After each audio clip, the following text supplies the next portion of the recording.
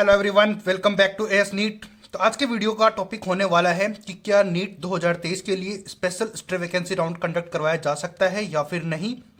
इसकी कितनी पॉसिबिलिटी है, यानी कि कितने परसेंट इसके चांस है और कितनी सीटें खाली रह सकती है इस राउंड के लिए, और अगर ये होगा तो कब कंडक्ट हो सकता है, क्या इसकी पॉसिबिलिटीज है, वो सारी इन्फॉर्मेशन इस वीडियो के अंदर अपन डिस्कस कर रहे होंगे। लेकिन उससे पहले लाइक कर देना, चैनल को अभी से कर दिया है तो सब्सक्राइब जरूर कर देना अभी नहीं किया है, क्योंकि इसीलिए आप इस टॉपिक पे आए हो, क्योंकि आपको इसकी बहुत ज़्यादा ज़रूरत है जानने के बारे में। तो लाइक जरूर कर देना और सब्सक्राइब चैनल को जरूर कर देना, इससे रिलेटेड हम आपको इन्फॉर्मेशन देते रहेंगे।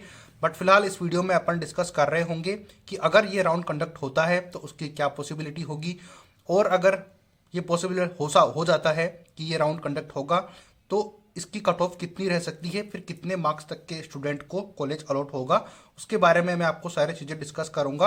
और कितनी सीटें खाली बचेंगी उसके बारे में भी इस वीडियो में आपको पूरी इन्फॉर्मेशन मिलेगी। तो बिना स्किप किए वीडियो को एंड तक जरूर देखना, और आपके कोई सजेशन है तो वो जरूर बताना, और आप खुद से भी एक सोचकर बताना कि हाँ ये सारी पॉसिबिलिटी हो सकती है या फिर होने लायक है या फिर नहीं, वो भी हमें जरूर बताना, जिससे कि हमें भी कुछ एक्स्ट्रा इन्फॉर्मेशन आपसे मिल पाए।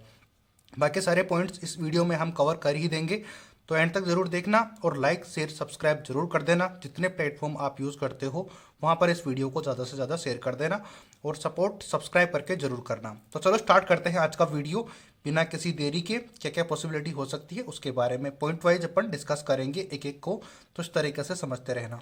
तो सबसे पहली बात तो ये है कि ऑल इंडिया कोटा या फिर जिसको एमसीसी कंडक्ट करवाती है उसके स्टे वैकेंसी राउंड के बाद में जो स्पेशल स्टे वैकेंसी राउंड है वो करवाने की पूरी पॉसिबिलिटी बनी हुई है। वो क्यों पॉसिबिलिटी बनी हुई है मैं आपको पहले बता देता हूँ कि कितनी सीटें वैकेंट थी और क्या क्या चांसेस उसके होने वाले थे। तो पहले अपन वो डिस्कस करते हैं, फिर बाकी पॉइंट्स के ऊपर अपन बात करते हैं। तो जैसे कि कुछ दिन पहले जब रिजल्ट डिक्लेयर नहीं हुआ था स्टे वैकेंसी राउंड का, तो तब हमने वीडियो बना के आपको अपडेट किया था कि टोटल एमबीबीएस सीट्स जो स्टे वैकेंसी राउंड के लिए बची थी वो 2454 थी। तो इस तरीके से, लेकिन ओपन कैटेगरी की बात करें यानी कि ऑल इंडिया कोटे के लिए, तो वो टोटल सीटें थी 916। बाकी स्टेट्स में सीटें अवेलेबल थी। तो उस तरीके से अगर ओपन कैटेगरी की बात करें तो यहाँ पर 916 सीटें अवेलेबल थी। तो स्पेशल स्टे वैकेंसी राउंड के लिए सीटें रह सकती हैं, वो रह सकती हैं 150 से लेकर 200 सीट्स के बीच में। इनकी कट ऑफ क्या रहेगी वो मैं अपन डिस्कस करेंगे बाद में, लेकिन फिलहाल अपनी जो पॉसिबिलिटीज़ हैं उसके बारे में एक बार डिस्कस करते हैं, तो आपको ये आइडिया लग गया कि कितनी सीटें रह सकती हैं और कितनी सीटें राउंड्स के अंदर थी। तो अभी डिस्कस करते हैं बाकी पॉइंट्स के बारे में जो आपके डाउट्स हो सकते हैं।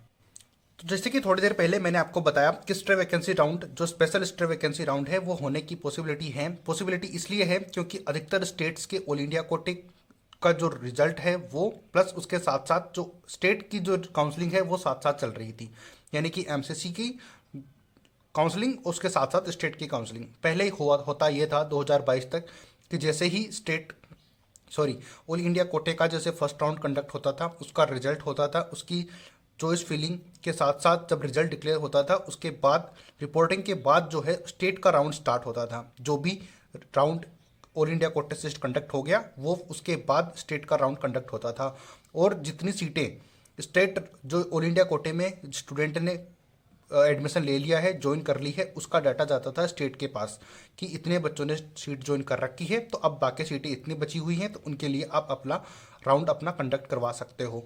उसके बाद ये होता था कि स्टेट जैसे ही अपनी काउंसलिंग कंडक्ट करवाता था, तो जैसे ही रिजल्ट डिक्लेयर होता था बच्चे ज्वाइन करते थे, उसके बाद जो स्टेट है अपना डाटा ऑल इंडिया कोटे यानी कि एमसीसी को सेंड करता था कि इतने बच्चों ने एडमिशन ले लिया है, अब हमारे पास इतनी सीटें वैकेंट बची हुई हैं।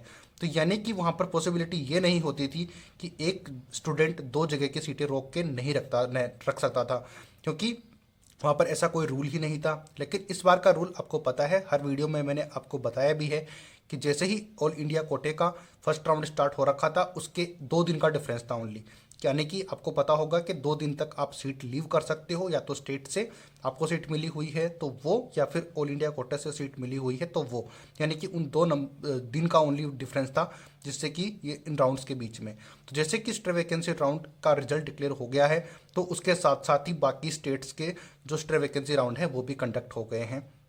तो वो कंडक्ट हो गए हैं, तो अब जो ऑल इंडिया कोटे की जो सीट्स हैं वो स्टेट के अंदर तो उनको ऐड नहीं किया जा सकता क्योंकि स्टेट के भी तो राउंड कंडक्ट हो चुके हैं। तो जो बच्चे पार्टिसिपेट नहीं कर सकते वो उनको क्या फ़ायदा होगा, वो तो कर नहीं पाएंगे। तो उसके बारे में और थोड़ा डिस्कस करेंगे, बट फिलहाल आपको इतना समझ आ गया है कि ये सीटें जो हैं स्टेट के अंदर ऐड नहीं की जा सकती। बाकी ऑल इंडिया कोटे की बची हुई एमबीबीएस सीट्स के मेडिकल कॉलेज में ऐड नहीं की जा सकती। वो क्यों नहीं की जा सकती मैंने आपको बता दिया, क्योंकि ऑल इंडिया कोटे का राउंड प्लस स्टेट के राउंड साथ साथ ही कंडक्ट हो रहे हैं, 1 या 2 दिन का डिफरेंस ओनली उनके बीच में है। तो ये बात आपको समझ आई। अभी नेक्स्ट पॉइंट के बारे में बात करते हैं। तो ये वाला पॉइंट मैंने थोड़ी देर पहले ही आपके साथ डिस्कस किया कि कितनी सीटें खाली होके आ सकती हैं। 152 लेके 200 सीट्स ऑलमोस्ट यहाँ पर आने की पॉसिबिलिटीज़ हैं स्टे वैकेंसी राउंड के लिए, यानी कि स्पेशल स्टे वैकेंसी राउंड के लिए। तो जैसे ही ये ऑफिशियल होगी हम आपके लिए वीडियो जरूर बनाएंगे। तब तक के लिए सब्सक्राइब करके रखोगे चैनल को और बेल आइकन को प्रेस करके रखोगे तो आपको अपडेट आपको मिल पाएगा। तो आज हम आपको पॉसिबिलिटी बता रहे हैं, तो चांसेस काफ़ी ज़्यादा हैं। अब अगर देखो, अगर ऐसा नहीं होता है तो जो लास्ट एडमिशन डेट थी एमबीबीएस के लिए, हाँ, यानी कि वो 30 सितंबर 2023 थी, तो ये एमबीबीएस सीट्स खाली रह जाएंगी। तो यानी कि आपको पता होगा जब शेड्यूल अनाउंस हुआ था एमसीसी की तरफ से, ऑल इंडिया कोटे की तरफ से, तब वहाँ पर लास्ट डेट एमबीबीएस में एडमिशन की थी 30 सितंबर लास्ट डेट थी। तो यानी कि 30 सितंबर तो निकल चुका, आज तो 1 अक्टूबर है। तो यानी कि अब इसके बाद अगर कोई चांसेस नहीं होते हैं स्टूडेंट के पास, यानी कि इससे ज़्यादा एमबीबीएस अब आपको नहीं मिल पाएंगी। लेकिन जो सीटें वैकेंट हैं उनका क्या होगा, तो वो क्या खाली रह जाएंगी? तो ऐसा तो पॉसिबल नहीं हो सकता। और ऐसा भी नहीं हो सकता कि अगर एक बार एमसीसी ने बोल दिया कि 30 सितंबर तक ही एमबीबीएस में एडमिशन होंगे, तो वो एक लिखी हुई पत्थर की लकीर तो नहीं हो जाएगी। अगर 4 से 5 दिन का यहाँ पर एक्सटेंड इसको कर देते हैं तो 4 से 5 दिन में ऑल इंडिया कोटे की काउंसलिंग कंडक्ट हो जाएगी, क्योंकि सब कुछ ऑनलाइन करना होता है। तो जिनके पास ओरिजिनल डॉक्यूमेंट्स होते हैं वो भी कर सकते हैं, और जिनके पास नहीं भी होते तो वो भी अप्लाई कर सकते हैं और ऑनलाइन के अंदर। तो वहाँ पर काफ़ी ज़्यादा हेल्प बच्चों को होगी, यानी कि 4 से 5 दिन इसको और एक्सटेंड कर लिया जाए, यानी कि 5 से 10 अक्टूबर तक भी अगर लास्ट एडमिशन एमबीबीएस कॉलेज में होते हैं तो उससे कोई फ़र्क पड़ जाएगा क्या? आप कमेंट करके बता सकते हो। तो 5 से 10 दिन तक इसको एक्सटेंड किया जा सकता है, बिल्कुल किया जा सकता है। तो आप अपना सजेशन बिल्कुल दे सकते हो, जिससे कि जो डिजर्विंग स्टूडेंट हैं, बहुत से स्टूडेंट्स का ये भी कमेंट्स था कि सर हमें 610 नंबर तक, आपने कट ऑफ तो बताई कि 610 नंबर तक कॉलेज अलॉट हुआ है, लेकिन हाँ कुछ काफ़ी बच्चे हैं जिनको नहीं हुई, क्योंकि उन स्टूडेंट को जिनको कॉलेज अलॉट हुआ है उनकी रैंक में और जिनको कॉलेज अलॉट नहीं हुआ उस स्कोर के ऊपर उनकी रैंक में डिफरेंस है। तो आपको ये भी तो दिमाग में रखना होगा कि एक स्कोर के ऊपर रैंक में डिफरेंस तो होता है। तो ये वाला डिफरेंस हुआ है। अब नेक्स्ट पॉइंट के बारे में बात करते हैं, मैं बाकी और थोड़ा आपको समझाऊंगा आगे। तो ये नेक्स्ट पॉइंट जो कि मैंने आपको बताया कि 4 से 5 दिन इसको एक्सटेंड कर देंगे तो कुछ बिगड़ तो नहीं जाएगा। तो आप इस बात से सहमत करते हो या फिर नहीं, ये आप कमेंट्स करके ज़रूर बता देना। बाकी कोई और पॉसिबिलिटी होगी तो वो भी आप हमें कमेंट करके बता सकते हो। बट फिलहाल मैंने आपको समझाया कि 610 नंबर वालों को क्यों नहीं मिला। अब बात करते हैं लास्ट में, जो कि अगर ऐसा पॉसिबल होता है, जो सीटें वैकेंट होके आती हैं 150 से लेके 200, तो उनकी कट ऑफ पर क्या डिफरेंस हो सकता है, क्या बात हो सकती है कट ऑफ के बारे में, तो वो भी अपन डिस्कस कर लेते हैं। तो देखो, बात करें कट ऑफ के बारे में कि स्पेशल स्टे वैकेंसी राउंड की कट ऑफ में क्या डिफरेंस हो सकता है, तो ज़्यादा डिफरेंस देखने को नहीं मिलेगा। ये बात कंफर्म है। वो इसलिए क्योंकि ओपन कैटेगरी में 1 मार्क्स का डिफरेंस कम या ज़्यादा हो सकती है, ईडब्ल्यूएस में भी 1 या 2 मार्क्स का डिफरेंस, ओबीसी में 1 मार्क्स का ऊपर या नीचे हो सकती है। वो इसलिए क्योंकि सबसे पहले तो सीट उनको अलॉट होगी जो 610 मार्क्स पे हैं उनको, इसके साथ साथ 1 नंबर ऊपर नीचे हो सकता है, यानी कि 609 और 610 इसके बीच में कट ऑफ रह सकती है।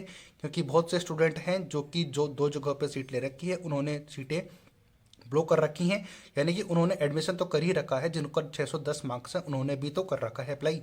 तो काफ़ी ज़्यादा बच्चों को इसीलिए तो नहीं मिला कॉलेज, क्योंकि उन्होंने अप्लाई किया था और उनको सीट अलॉट नहीं हुई। तो इसलिए 610 मार्क्स वालों को सीट अलॉट हो सकती है और 609 तक भी सीट अलॉट हो सकती है। ये ओपन कैटेगरी के लिए बताया। एससी और एसटी के लिए कुछ ज़्यादा मार्क्स का डिफरेंस हो सकता है, तो वो अपन डिस्कस करेंगे जब ये चीज़ें ऑफिशियल हो जाएंगी उसके बाद।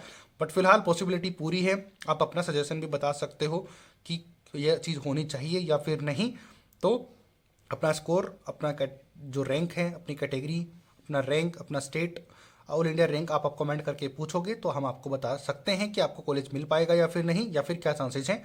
तो चैनल को सब्सक्राइब करके रखो ताकि फर्दर जो इन्फॉर्मेशन आएगी हम आपके लिए अपडेट जरूर करेंगे आपको।